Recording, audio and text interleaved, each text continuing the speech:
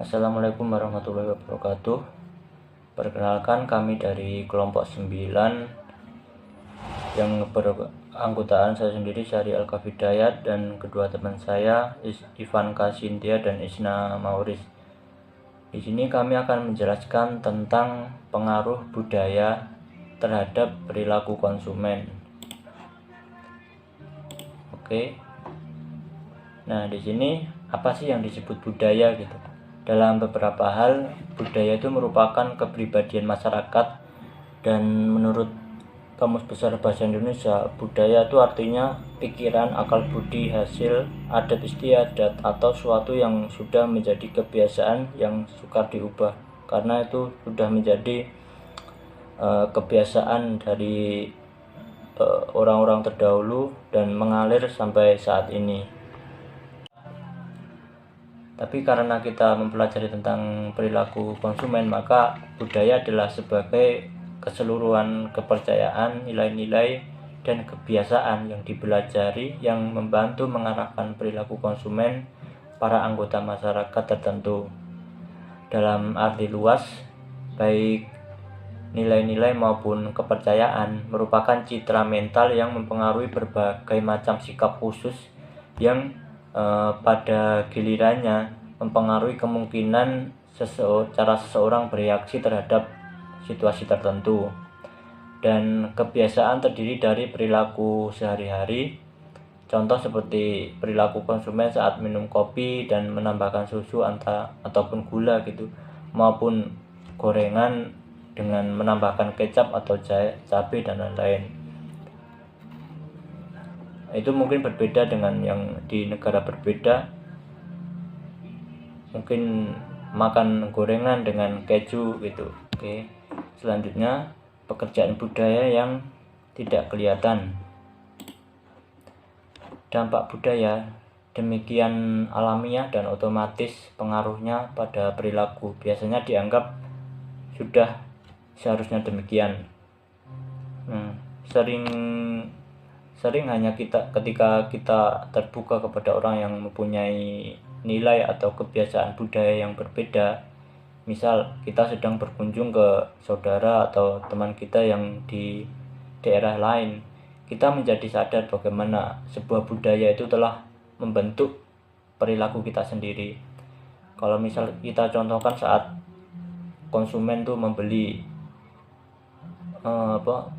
atau berbelanja, sebagian masyarakat lebih memilih belanja di pasar tradisional, tetapi ada juga di anggota masyarakat lain yang lebih memilih berbelanja di mall atau di toko secara online daripada belanja secara tradisional. Selanjutnya, budaya memenuhi kebutuhan. Budaya memenuhi kebutuhan artinya budaya ada untuk memenuhi kebutuhan manusia dalam suatu masyarakat. Budaya memberikan aturan, arahan, dan pedoman di setiap masalah manusia. Budaya juga dihubungkan dengan apa yang dianggap sebagai kebutuhan dan apa yang dipandang mereka sebagai kemewahan. Semisal contoh, saat ini orang dalam berpakaian sehari-hari seperti main, makan ke restoran, ke bioskop, bahkan kerja pun mereka lebih memilih berpakaian santai, hanya pakai kaos dibanding dengan harus memakai jas, kemeja, dan lain-lain. Kecuali di acara resmi atau pekerjaan yang mengharuskan berpakaian formal. Dan kepercayaan, nilai-nilai, dan kebiasaan budaya terus diikuti selama menghasilkan kepuasan di individu konsumen. Tetapi jika kebiasaan budaya tersebut sudah tidak memenuhi kepuasan, maka budaya dapat diubah. Karena dengan berkembangnya zaman dan majunya teknologi saat ini, maka budaya yang terdahulu terasa akan ketinggalan zaman. Atau contoh lain, misalkan dulu yang dianggap sebagai tanda hotel yang bagus jika mereka menyediakan bantal bulu burung atau bantal angsa di kamarnya. Sekarang ini karena banyak tamu yang alergi terhadap bahan tersebut, maka bantal dengan isi polister sintetis menjadi yang utama saat ini. Jadi budaya berangsur-angsur akan terus menerus berubah untuk memenuhi kebutuhan masyarakat saat ini. Mungkin itu dari saya. Selanjutnya akan dijelaskan teman saya. Baik, di sini saya akan menjelaskan tentang dua subbab. Yang pertama, budaya dipelajari, dan yang kedua, budaya bersifat dinamis. Yang pertama, budaya dipelajari. Kapan kita mulai belajar budaya, dan bagaimana budaya itu dipelajari? Sejak usia kanak-kanak, kita memperoleh serangkaian kepercayaan, nilai-nilai, dan kebiasaan dari lingkungan sosial kita yang membentuk budaya kita. Ketika anak-anak bermain, mereka memerankan dan mengulang-ulang pelajaran dan situasi budaya yang penting. Selanjutnya, bentuk pembelajaran budaya.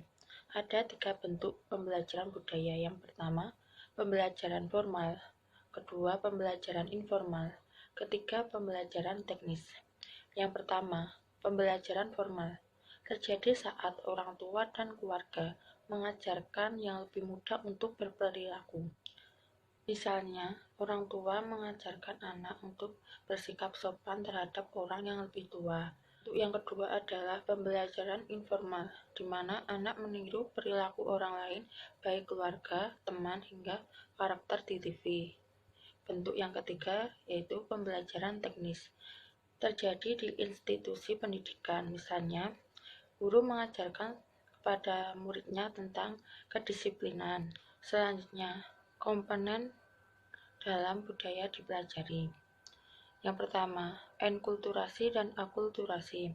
Enkulturasi adalah kita mempelajari budaya tempat kita berasal, sedangkan akulturasi adalah mempelajari budaya lain di luar budaya kita.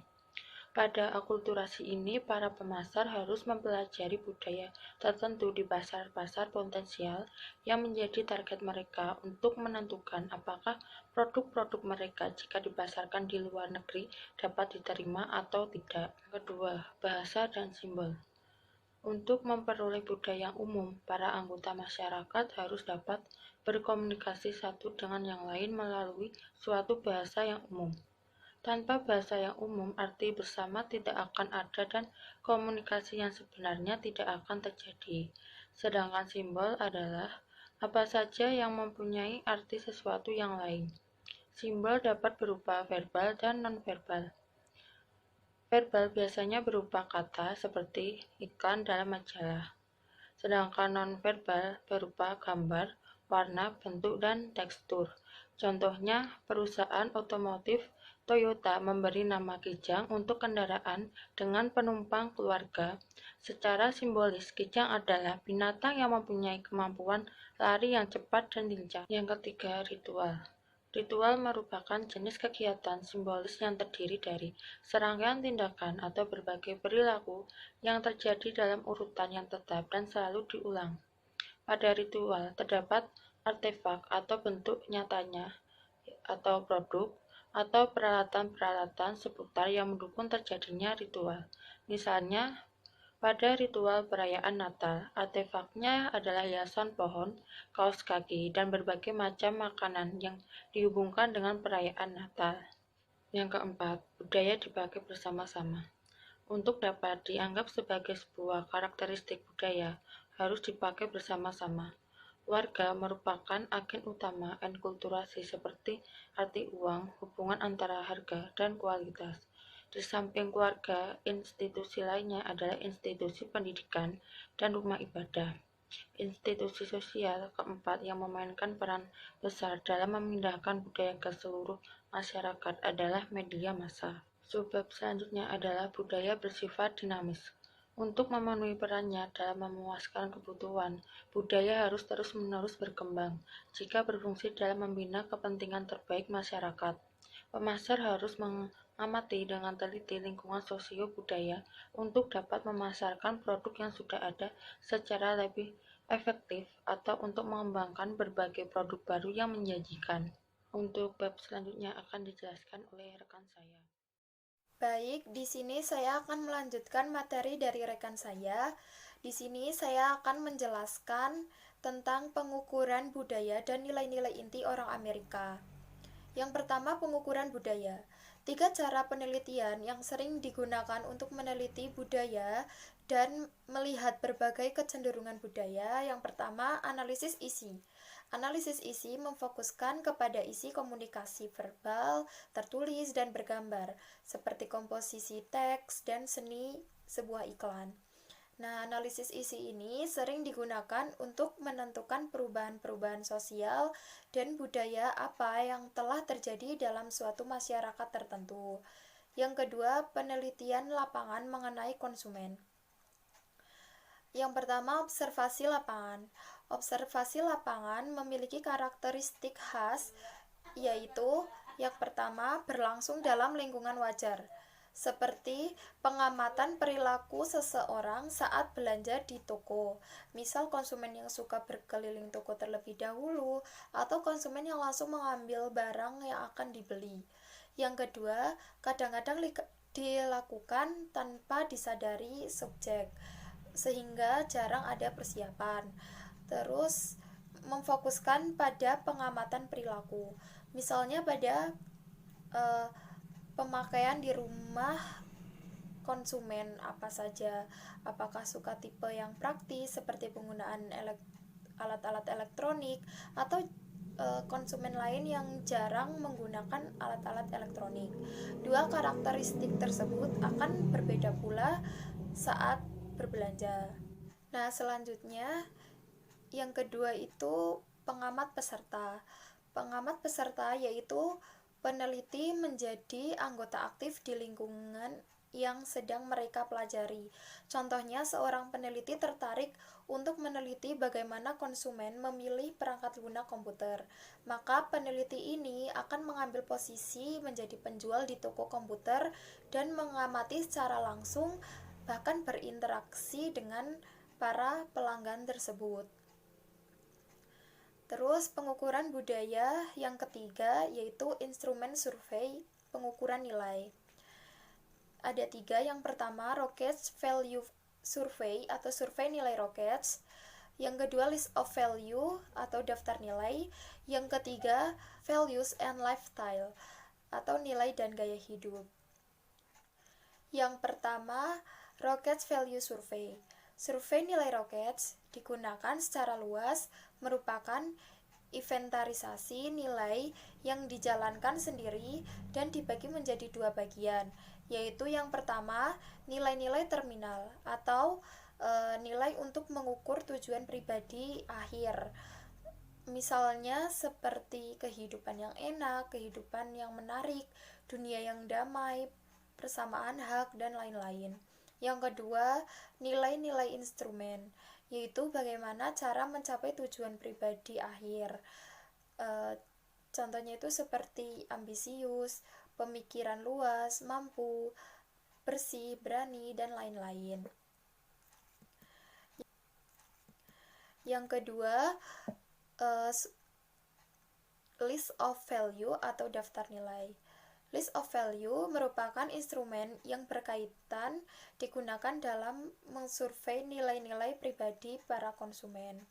Jadi skala list of value ini meminta konsumen untuk mengenali 2 nilai mereka yang paling penting yang didasarkan pada nilai-nilai terminal dari survei nilai Rockets.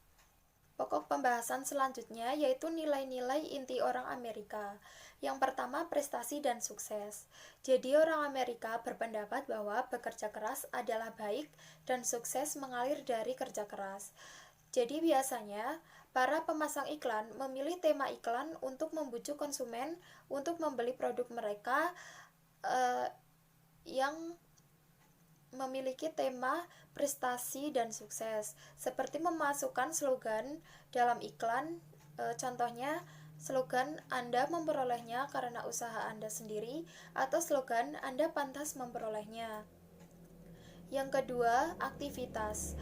Jadi orang Amerika terkenal dengan kesibukannya. Hal tersebut mendorong untuk memunculkan produk yang menghemat waktu dan meningkatkan waktu senggang, seperti McDonald's dan KFC. Itu lebih praktis dimakan saat sarapan dan bisa dimakan di jalan. dibandingkan dengan menu sarapan instan lainnya seperti sereal yang harus dimakan sambil duduk. Yang ketiga adalah efisiensi dan kepraktisan. Biasanya orang Amerika memiliki kekaguman terhadap hal-hal yang memecahkan masalah seperti menghemat waktu dan tenaga. Hal tersebut mendorong pembelian barang-barang yang berfungsi baik dan menghemat waktu dan tenaga seperti oven microwave. Yang keempat, kemajuan. Jadi orang Amerika berprinsip orang dapat memperbaiki dirinya sendiri dan harus lebih baik daripada hari ini.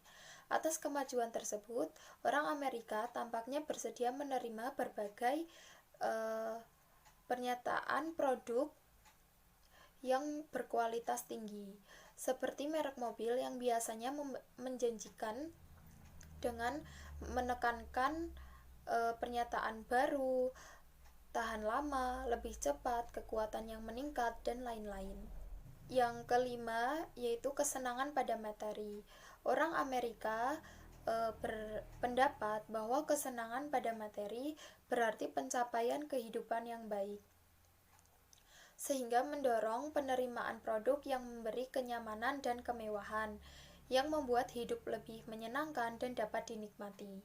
Yang keenam, individualisme.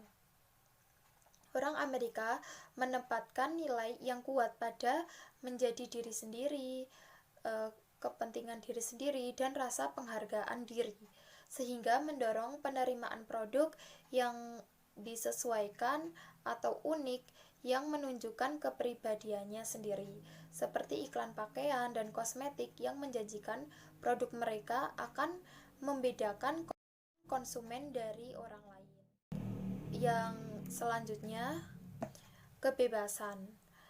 Nah, orang Amerika mempunyai preferensi yang kuat terhadap kebebasan memilih, sehingga mendorong minat pada berbagai lini produk dan produk yang dibedakan seperti pasta gigi dengan ramuan ilmiah tanpa gula, seperti itu. Selanjutnya adalah penyesuaian eksternal.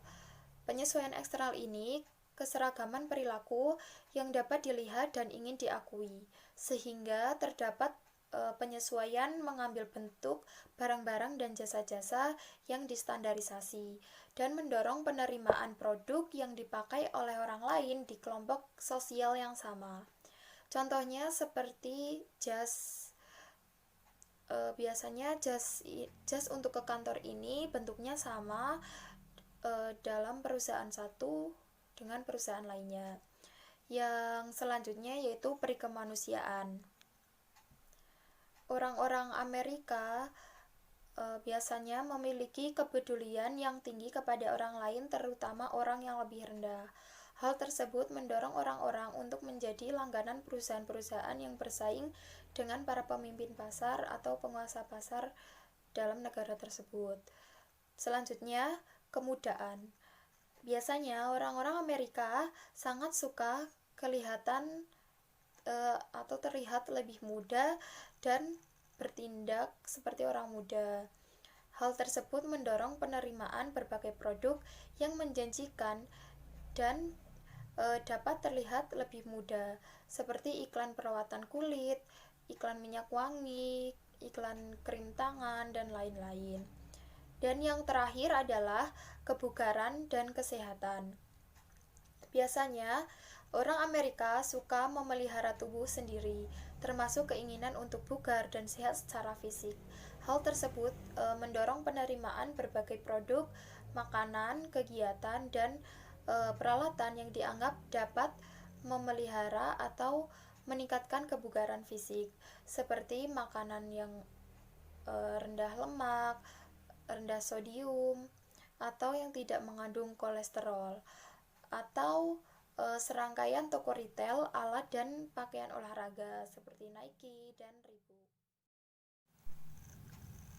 Baik, sekian presentasi dari kami. Kurang lebihnya kami mohon maaf. Wassalamualaikum warahmatullahi wabarakatuh.